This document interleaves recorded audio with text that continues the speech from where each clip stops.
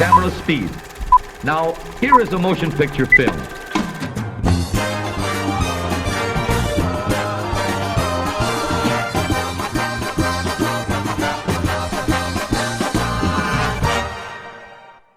Good evening and welcome to Moviedrome Remastered.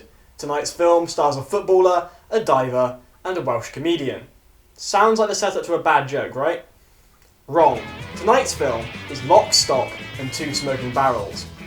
Written and directed by first-timer Guy Richie, the film is like driving around Silverstone with Sir Stirling Moss. Fast-paced, extremely British, and full of so many twists and turns it's very hard to keep up with. So phones down and eyes up. Now, if you don't mind.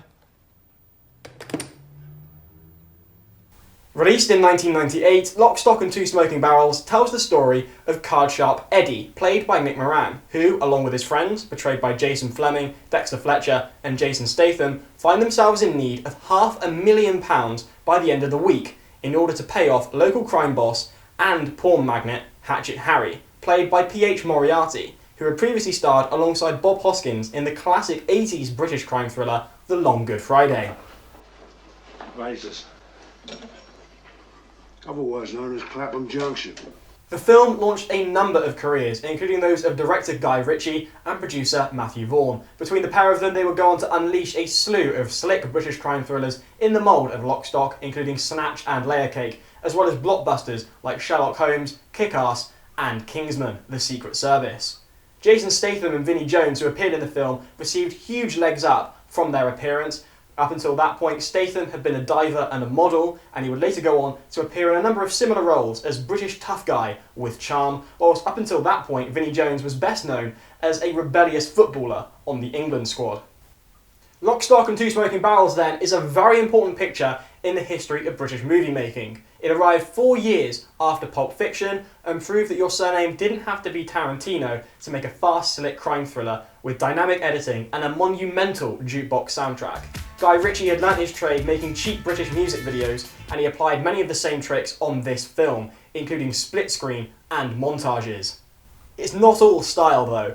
Behind tracks from the Stone Roses and the Stooges, beyond a bit part for police frontman Sting, is an unbelievable script. When movie producers first picked up Guy Ritchie's script, his obvious lack of scripting knowledge was completely eclipsed by the sheer intelligence of the plot and dialogue. Smart and funny, this is a truly witty film with dark comedy and excellent gags and one-liners that TV's most popular sitcom at the time, Friends, could only ever dream of.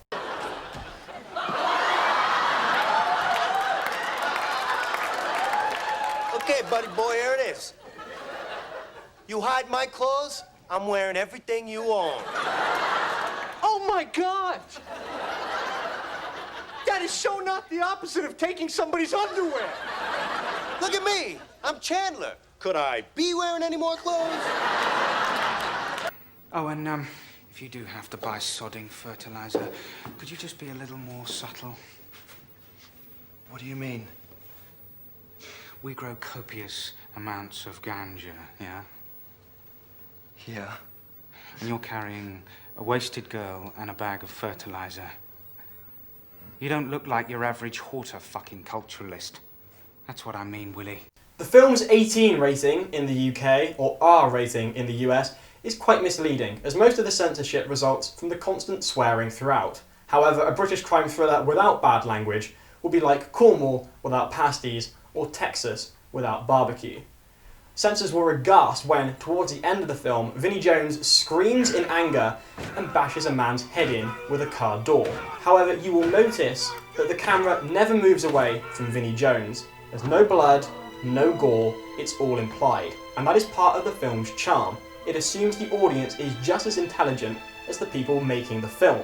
What little blood and gore there is, a chap's chest gets blown out with a shotgun, is nothing compared to some that's seen in blockbusters like Saving Private Ryan and its opening beach salvo, although, then again, context does come into it.